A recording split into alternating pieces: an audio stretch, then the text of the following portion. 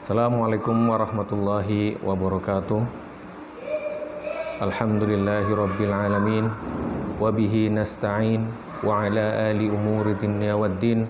Wa ala alihi wa sahbihi ajma'in. Amma ba'du. Qala Allah ta'ala fil Qur'anil Karim, wasta'inu bis sabri was salah wa innaha lakabiratun illa 'alal khashi'in. Wa qala aydan, ya ayyuhalladzina amanu ista'inu bis sabri was salah innallaha ma'as sabirin. Pertama-tama marilah kita memanjatkan rasa syukur kehadirat Allah Subhanahu wa taala atas segala kenikmatan yang sudah diberikan kepada kita, baik nikmat iman, nikmat Islam serta nikmat kesehatan, sehingga pada kesempatan hari ini saya dapat berkesempatan untuk menyampaikan sedikit ayat-ayat Allah. Salawat serta salam semoga tercurah limpahkan kepada uswah dan qudwah hasanah kita Nabi Agung Muhammad sallallahu alaihi wasallam yang sudah terlalu banyak jasanya buat kaum muslimin, sehingga pada kesempatan kali ini kaum muslimin tidak berada di dalam kegelapan, namun sekarang sudah menapaki jalan yang terang benderang. Ma'asyiral muslimin yang kami cintai, pada saat ini seperti kita ketahui bersama bahwa kita masih berada di masa-masa pandemi yang mana kaum muslimin khususnya banyak yang merasa diuji atas kejadian tersebut. Banyak di antara kaum muslimin yang sudah menyatakan keluh kesahnya, banyak yang sudah merasa tidak sabar lagi dengan kejadian seperti ini.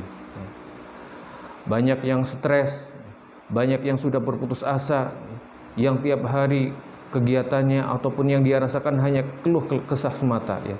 Padahal Allah Subhanahu wa taala sudah memberikan solusi atas segala permasalahan ataupun segala musibah yang dihadapi oleh kaum muslimin. Sebagaimana yang Allah firmankan dalam surat Al-Baqarah ayat 45, yaitu wasta'inu bis-sabri was-shalah wa innaha lakabiratun illa 'alal khashi'in, yang artinya jadikanlah sabar dan salat sebagai penolongmu, dan sesungguhnya yang demikian itu sungguh berat kecuali orang-orang yang khusyuk. Quran surat Al-Baqarah ayat 45. Pada ayat yang lain dalam surat yang sama Allah juga menyebutkan, ya ayyuhalladzina amanu ista'inu bis-sabri was-shalah innallaha ma'as sabirin. Hai orang-orang yang beriman, jadikanlah sabar dan salat sebagai penolongmu, sesungguhnya Allah beserta orang-orang yang sabar. Dari kedua ayat ini dapat kita ambil kesimpulan bahwa sebenarnya sebagai orang yang beragama Islam tidak perlu merasa risau ketika menghadapi sebuah musibah ya. Meskipun musibah tersebut terkesan sangat berat ya, namun Allah Subhanahu wa taala sudah memberikan cara bagaimana menghadapi musibah tersebut.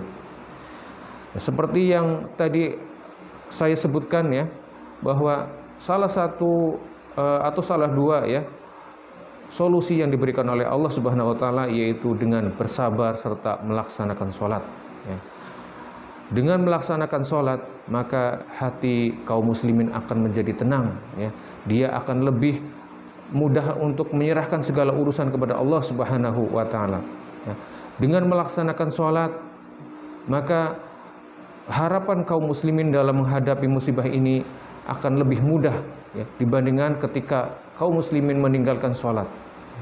Begitu juga dengan sifat sabar yang dimiliki oleh kaum muslimin. Apabila kita memiliki sifat sabar dan kita berusaha menanamkan sifat sabar ini ke dalam hati kita, insya Allah ya, musibah apapun yang kita hadapi akan terasa ringan ya. Begitu juga dengan anak didik kita ya, yang sekarang sedang menuntut sekolah. Mungkin sekolah saat sekarang berbeda dengan sekolah ketika sebelum masuknya pandemi ke negara kita ya. Ketika masih offline, anak-anak bisa belajar dengan leluasa, dengan bertemu langsung dengan guru-gurunya, mereka bisa berinteraksi dengan teman-temannya dan bisa menanyakan secara langsung masalah ataupun pelajaran yang mereka tidak dapat paham kepada gurunya. Namun di masa pandemi saat sekarang, para murid, para siswa merasa kesulitan, berbeda dengan keadaan sebelumnya ya. Mereka tidak bisa belajar leluasa dengan guru-guru mereka, ya. Mereka kesulitan ketika mereka memiliki permasalahan dalam pelajaran, ya. Bertanya kepada gurunya namun belum jelas juga, ya.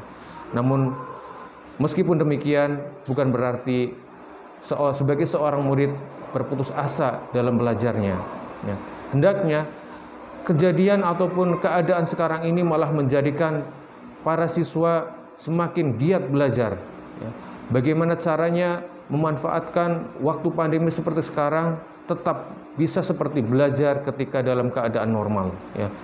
Tentunya hal ini harus dimulai dari diri sendiri, yaitu dengan memantapkan diri untuk selalu siap, ya, belajar dan meniatkan diri agar belajar sungguh-sungguh meskipun dalam keadaan seperti sekarang, ya.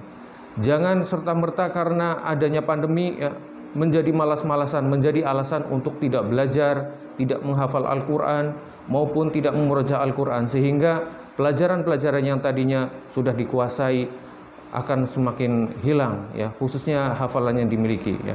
Padahal seperti kita ketahui bersama, ya, menghafalkan Al-Quran itu bukanlah hal yang mudah, ya. Harus berulang kali agar bisa hafal dan harus dimurojaah agar tetap bertahan hafalannya, ya. Namun kalau misal di antara kita khususnya para santri, para siswa, ya, yang tidak mau memanfaatkan waktu ini dengan baik, ya, khususnya di masa pandemi, ya, santai-santai, ya, karena tidak dipantau secara langsung oleh gurunya, maka, ya, siap-siap, ya, ketinggalan pelajaran, hafalannya sudah dimiliki pun akan hilang, ya. Untuk itu, ya, saya berpesan meskipun keadaannya seperti sekarang ini, ya, di masa pandemi, di masa yang anak-anak itu sulit untuk belajar, tetap semangat dalam belajar, ya.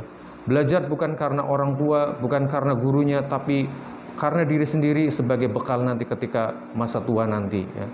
Ikuti pelajaran setiap harinya sesuai dengan jadwal yang sudah dibuatkan dengan cara disiplin.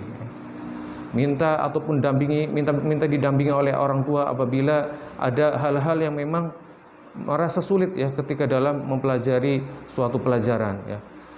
Demikian juga dari guru-gurunya pun sama, ya. Meskipun di masa pandemi seperti sekarang berusaha semaksimal mungkin untuk menyampaikan materi pelajaran.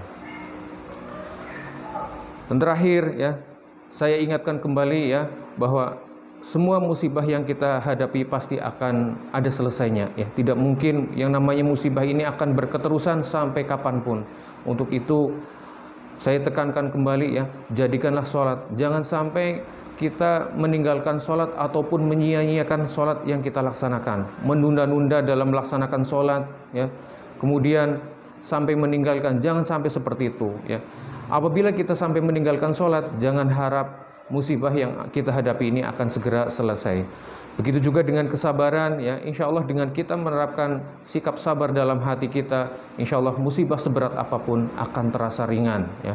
Kita pun akan melalui musibah itu dengan mudahnya. Demikian mungkin yang dapat saya sampaikan, semoga dapat bermanfaat buat kita dan khususnya buat saya sendiri, ya, agar tidak meninggalkan sholat ataupun menyia-nyiakan sholat serta bisa menanamkan sifat sabar dalam hati. Akhirul kalam, assalamualaikum warahmatullahi wabarakatuh.